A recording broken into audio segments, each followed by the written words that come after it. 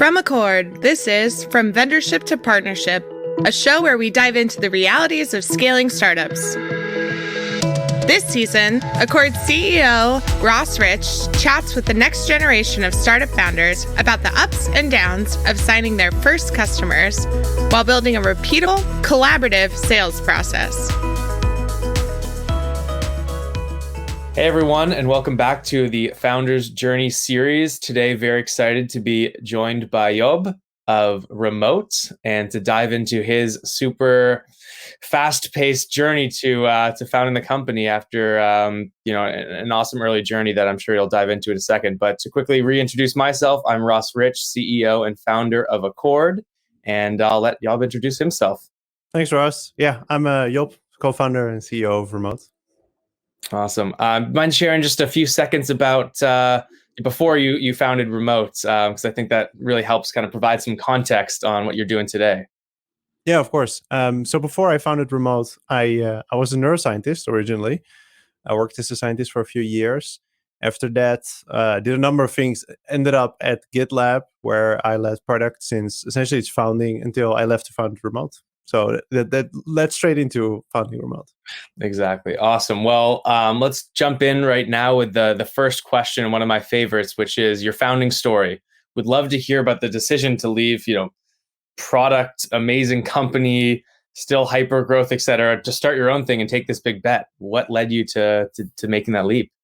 So it actually goes back many years. So when I left science specifically because I wanted to be my own boss. I wanted to start a startup. I wanted to build something in tech. Mm-hmm. And I wanted to do that with one of my best friends, Marcelo. And this was in 2011 or so. Mm-hmm. And so I actually did. We built a little startup. It made no money whatsoever. I ran out of money really quickly and had to find a job. And then I did a bunch of things and I ended up at Gitlab. And so first off, I joined Gitlab. And it was Sid and I, the CEO of Gitlab, we were working together at another company. Mm-hmm. I joined Gitlab and I said, I'm not really interested in working for somebody else, but I'm just going to stick around for a year. That year turned into 5 because Gitlab did really well. We went through Y Combinator. We raised like $400 million in total. I don't know if all of that was while I was there, but I think majority of it at least was. And I led product there, which was really nice. I think it's one of the coolest functions to have in a fast-growing company.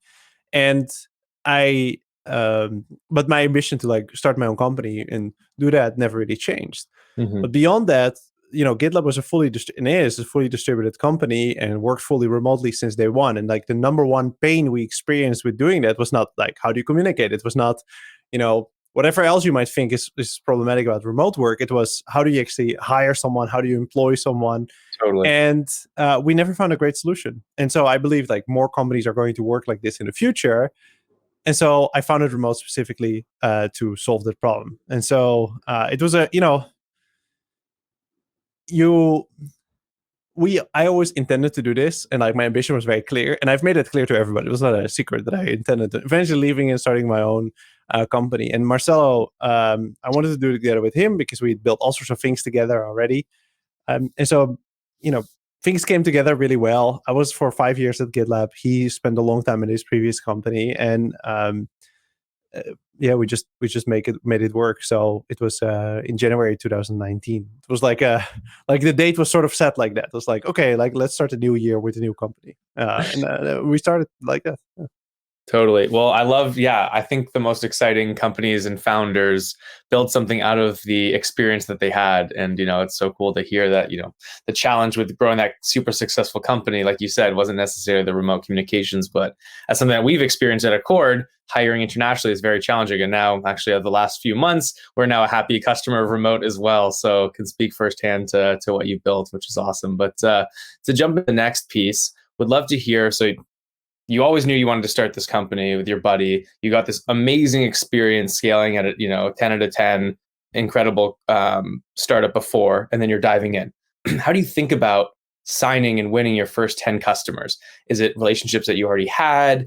Did you have to go out there and ask for intros or do whatever marketing? How do you think about signing those first 10 clients? So to do what we do at Remote, we have to build infrastructure, legal infrastructure. So we have to open up entities. We have to start local operations to be able to process payroll and provide benefits, etc. And so we actually spent almost a year and a half building just that, like 15, 16 months or so. And so in that time, we were building that. We were building some of the software to support that. We're trying to figure out how to make this work at all in the first place. But while we were doing that, of course, I was constantly talking with people and talking with different companies around, like, do you have this need and what does this need look like? And like those things evolved into, some of our first customers. And beyond that, we knew that there was like a hard need for something like this in the market. So we knew that there were, several companies that offered employer of record services, that typically called, they were available. But we also knew that those were typically quite poor. They were very expensive. They were very hard to work with. And so what we said is like, we're going to do this very different. We're going to be very transparent about pricing, which was also not the normal thing at all.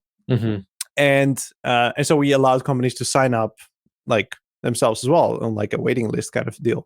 And that really helped us. Like that actually helped us then bring in the first contacts and the first customers. And like it's as these things go, the first weeks, months that we actually said, okay, now we can do business, now we can onboard customers. It felt very like off the cuff, like we had built this infrastructure, we sort of knew what to do, but we had to figure out a lot of things on the fly as well. It went really, really slowly at first. Like it's a really hard thing to do. It's a very complex sales cycle. Like we had to learn a lot about like, how do you convince a company that you can actually do this? This is a really complex, high compliance kind of product.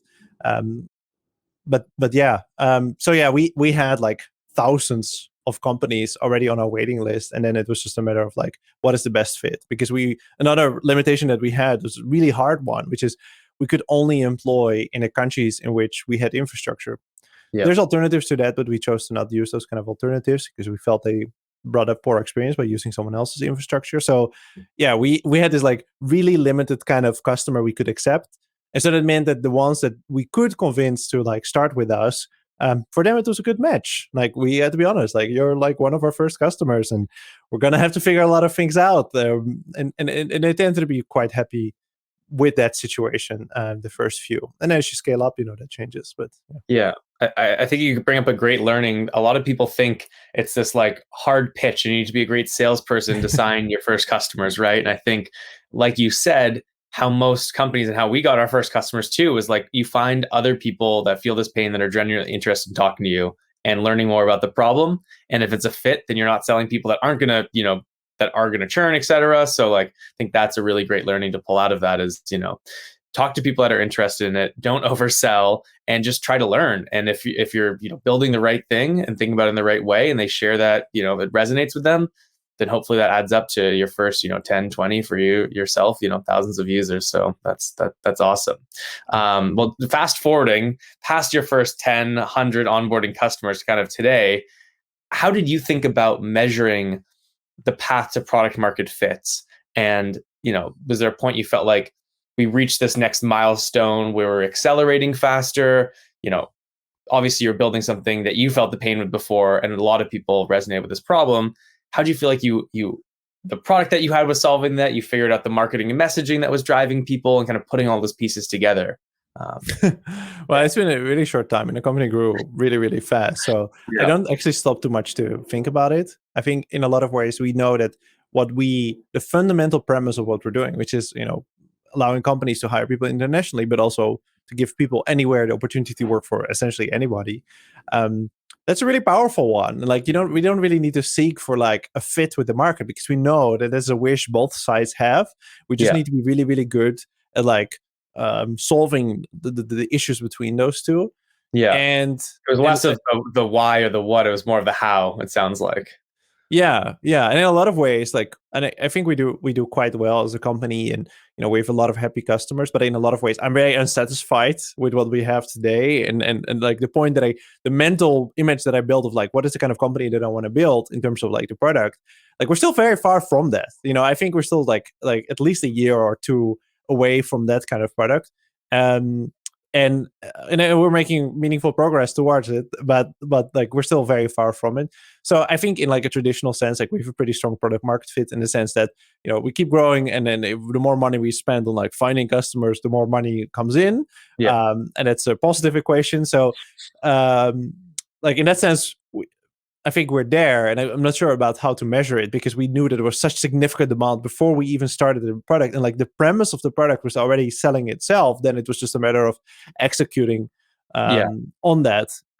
So yeah, I think that's definitely a factor. I think another one is like looking at churn, looking at things like, well, are customers growing with us? Are they, you know, how is that changing? And I guess I spend more time thinking about that. Like, how do we actually appeal to different types of customers, right? Like in terms of size, in terms of industry, in terms of, you know, what are things that our customers tend to, or this type of customer tends to care or think about.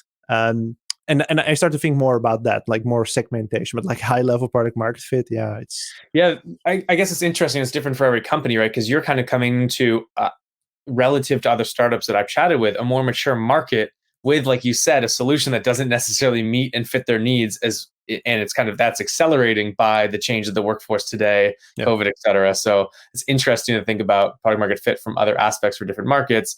Yours is less of like, hey, we really need to validate this market. It's like, we need to come up with a solution that's very tricky because of compliance, risk, localization, all of those pieces that aren't the same as SaaS for other companies. So different problems to solve that are equally tricky. Well, appreciate you sharing that. And then, where are you at today? Would love to hear, where you're at right now. Some of the stuff that you were mentioning before the call. Before you started recording, I don't know if that's going to be available yet to share. I can tell about it. Hear where you're going in the next, 6-12 months. Yeah, I think so.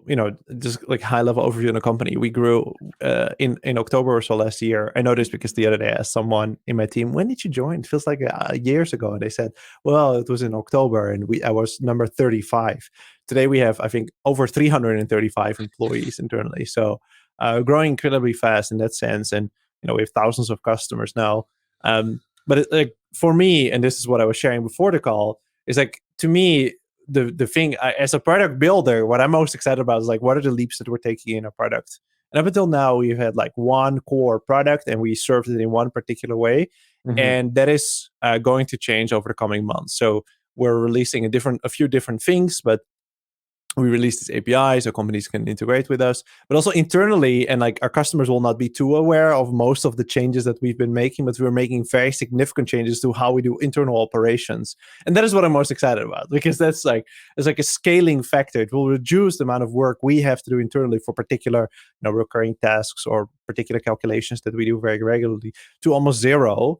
It will be fully automated, and it will just give us like this additional step function in terms of scaling up. So like that's one of the things I'm most excited about, and like what really is like for me the thing I'm looking forward to. By the end of this year, I'll be looking back and like that will be the big thing that I feel that we should. But we also just raised $150 million round, so that counts as well. I can tell you're a product person from what people share that they're most excited about. You can tell kind of like the way that they think about their business, and I think that's great for your customers and the company. That you're most excited about the product changes instead of just the capital and everything like that, which is awesome. Yeah, money's just money. It's like a way to build a really cool product.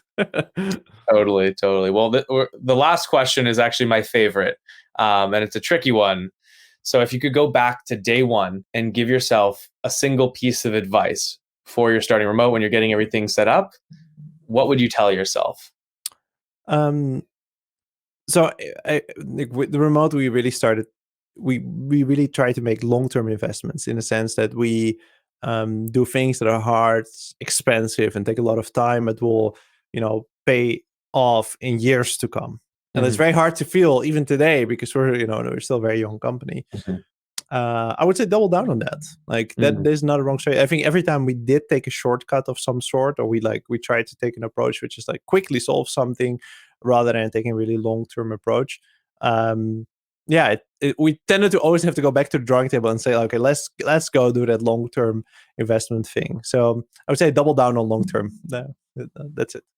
I think that's great advice for folks listening. I think it's also so interesting, the dynamic again of your business and remote versus some other SaaS startups, because I've heard sometimes the opposite from founders who are like, hey, I kept thinking 12 months, 18 months, 24 months out, and we didn't solve the things in front of us to get that learning, and I think it has to do probably a lot with market maturity. I think is kind of this theme that I'm seeing in the different problems that you have to solve for, right? Is some of the things, like you were saying, you have a better understanding of what it's like today. You've gone through that problem for 5 years at GitLab, and you're like, okay, what should this look like long-term out? How can we build that thing?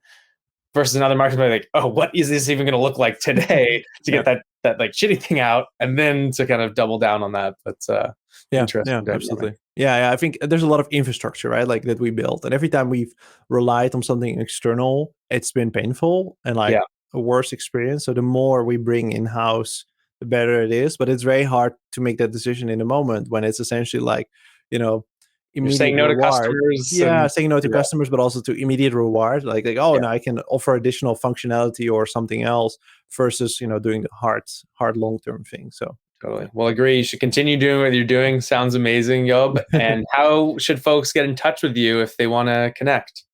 Remote.com. You can find me on Twitter at JOBVO, but remote.com. It's easy. Awesome, man. Well, we'll have a good one. Appreciate you taking the time. I'm looking forward to staying in touch and seeing more and hearing more about remote. Thanks. You're listening to Accords from Vendorship to Partnership, where we dive into building startups, signing customers, and scaling collaborative, repeatable sales processes. For more episodes like this, make sure to subscribe. Thanks for listening.